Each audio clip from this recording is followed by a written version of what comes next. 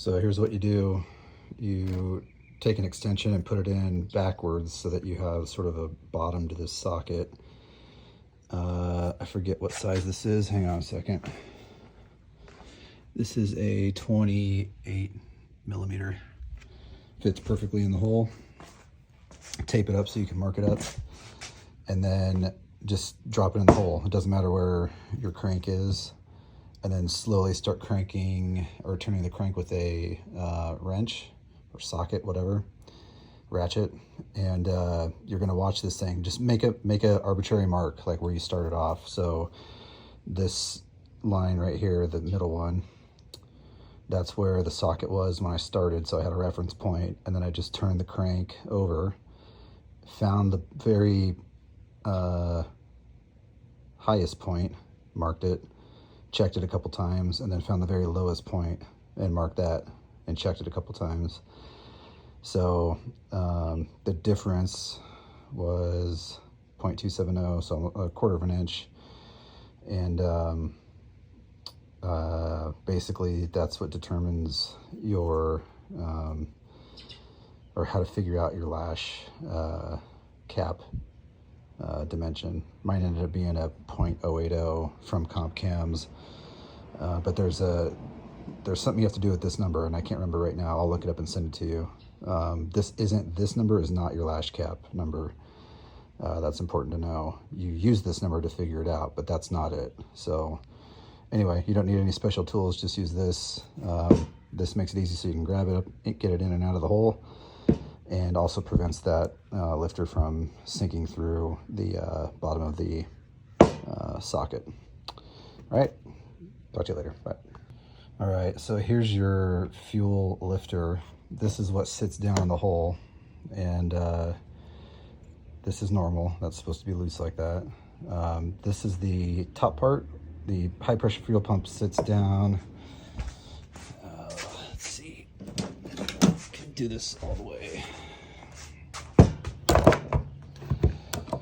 So there's your fuel pump. This sits like this. And then your fuel, the lobe for your fuel lobe rolls or rides on that roller. I think it's going to be like that. And basically this thing just goes boom, boom, boom, boom, boom, boom against that spring. And that's what activates the pump. That's the mechanical part of the pump that gets going. So this thing, this tiny little guy is this is the lash cap. I think this is a 0.060 or 062.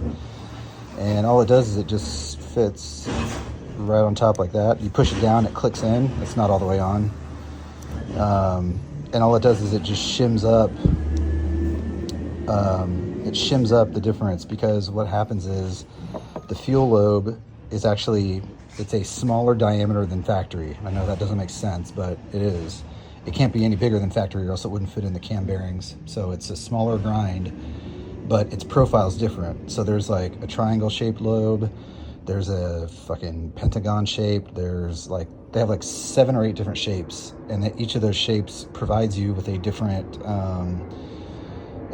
fuel increase. So if you think about it this way, like a pentagon is like 5 sides, right? There's 1, 2, 3. Yeah, there's 5 points to it. So if that thing is going like spinning around super fast, that's that many more points that it's pushing up on this thing and increasing the fuel. Okay, I don't know if that makes sense or not. A triangle is only going to have 3 times per revolution that it's jacking up this thing. A pentagon's going to have 5 times, so it's constantly increasing the fuel pressure more, if that makes sense. That's how it was explained to me.